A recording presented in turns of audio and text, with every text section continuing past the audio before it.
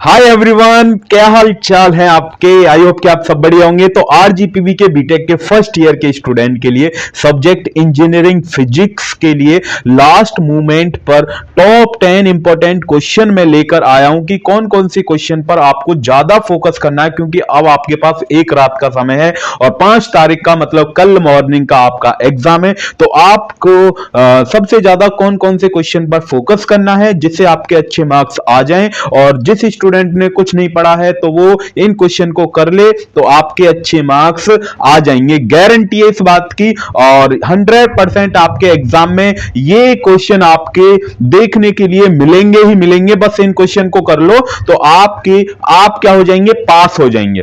ठीक है, और इनका सॉल्यूशन भी मैं आपको बताऊंगा कि इनका सॉल्यूशन आपको कहां पर मिलेगा। तो वीडियो को एंड तक जरूर देखना है। तब तक के लिए अगर आपने सब्सक्राइब नहीं कर रखा है हमारा चैनल तो सब्सक्राइब करना मत भूलिएगा। तो चलिए स्टार्ट करते हैं इस प्यारी सी वीडियो को। Yes, my name is Ankush Kumar and this is your beautiful सा चैनल। प्यारा सा खूबसूरत सा चैनल है। कौन सा चैनल है? BTech poly by AK. तो इस पर जो हम लेकर आए हैं वो टॉप 10 इंपॉर्टेंट क्वेश्चन हम डिस्कस करेंगे।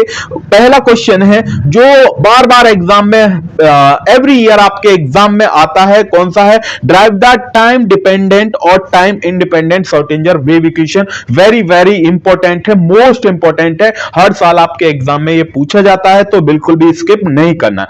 उसके बाद हाइजेनबर्ग अनसर्टेनिटी प्रिंसिपल, और इसका एलिमेंट्री प्रूफ भी आपके एग्जाम में स्टूडेंट पूछा जाता है। एलिमेंट्री प्रूफ भी बिल्कुल स्किप नहीं करना है। ठीक है, इसकी पूरी डेरिवेशन है वो हमने करा रखी है, तो वीडियो को एंड तक देखना है, तभी आपको पता चलेगी कि इनका सॉल्यूशन आपको कहां पर मिलेगा। उसके बाद particle in one dimension box, तो ये भी आपके पास डेफिनेशन होती है। तो पहली यूनिट में से यही 3 मोस्ट इंपॉर्टेंट क्वेश्चन है जो सबसे ज्यादा आपके एग्जाम में पूछे जाते हैं। बेसिकली और भी है, लेकिन जिस स्टूडेंट ने कुछ नहीं पढ़ा है लास्ट मोमेंट पर, सबसे ज्यादा इन पर आपको फोकस करना है। अब चलिए क्वेश्चन नंबर 3 की तरफ चलते हैं। तो क्वेश्चन नंबर 3 है माइकलसन इंटरफेरोमीटर।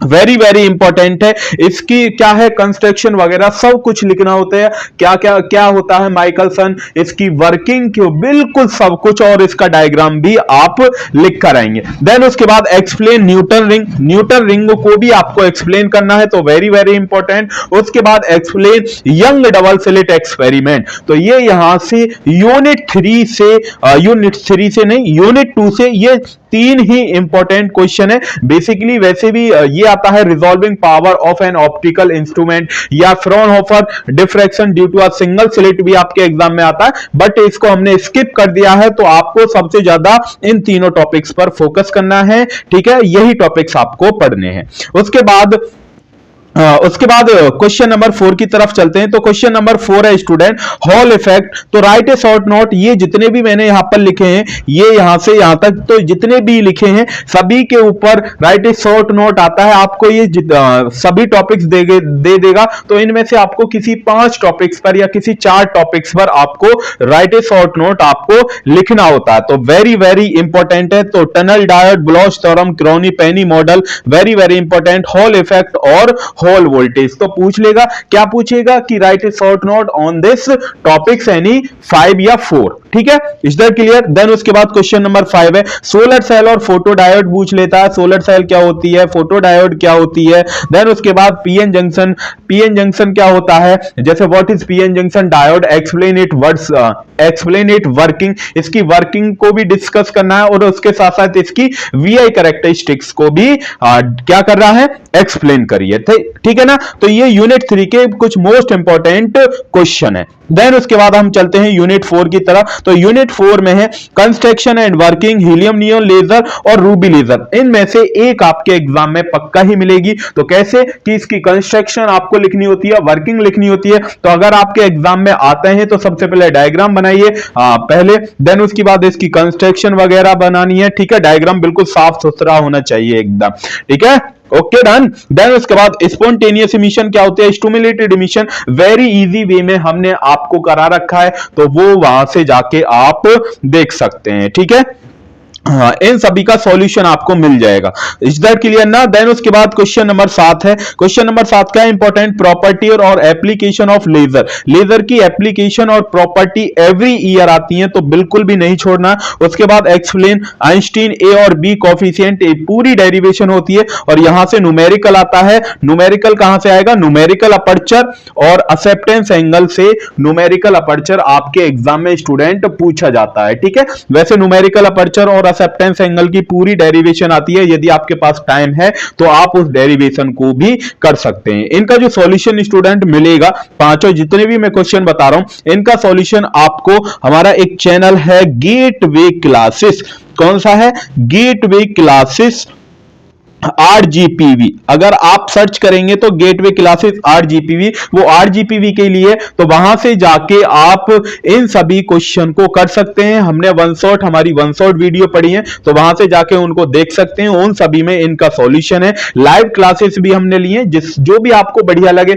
अगर लाइव क्लासेस से पढ़ना चाहते हैं तो वहां से भी आप पढ़ लीजिए, क्योंकि वहां पर भी ये क्वेश्चन कराए गए हैं। अगर वन शॉट से पढ़ना चाहते हैं तो वन शॉट में पूरी यूनिट को हमने कवर कराया, बट लाइव क्लासेस में हमने इंपॉर्टेंट टॉपिक्स और इंपॉर्टेंट क्वेश्चन को ही कवर कराया with derivation with numerical. Is that clear ना? तो पता चल गया आपको गेटवे क्लासेस पर जाकर और RGPV, ठीक है, तो वहां से जाके आप इनको पढ़ सकते हैं। तो वन शॉट मिलेंगी वहां से जाके आप इनको देख सकते हैं। देन उसके बाद क्वेश्चन नंबर 8 है। क्वेश्चन नंबर 8 कौन सा है? मैक्सवेल इक्वेशन इन इंटीग्रल और डिफरेंशियल फॉर्म में। मैक्सवेल की जितनी भी इक्वेशन होती है, डिफरेंशियल में 4 इक्वेशन होती है और इंटीग्रल में, तो वेरी वेरी इंपॉर्टेंट है। एवरी ईयर आपके एग्जाम में पूछा जाता है। तो उसके बाद गॉस डाइवर्जेंस थ्योरम और Stokes theorem, very very important, very very, ठीक है, और इजी भी है, ज्यादा हार्ड नहीं है, इजी भी है। ठीक है, देन उसके बाद लास्ट में कर्ल।